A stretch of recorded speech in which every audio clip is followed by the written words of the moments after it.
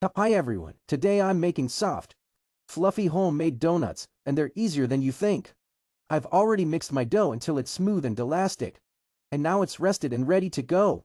I roll it out gently, cut my donut shapes, and let them rise for a few more minutes. That's the secret to light, airy donuts. Next, I heat my oil to medium, not too hot, not too cold. Carefully, I drop the donuts in and watch them puff up and turn golden brown. I flip them once so they cook evenly on both sides. After frying, I let them drain. Then coat them in sugar or glaze them however I like. And just like that, fresh homemade donuts. Warm and delicious, let's enjoy.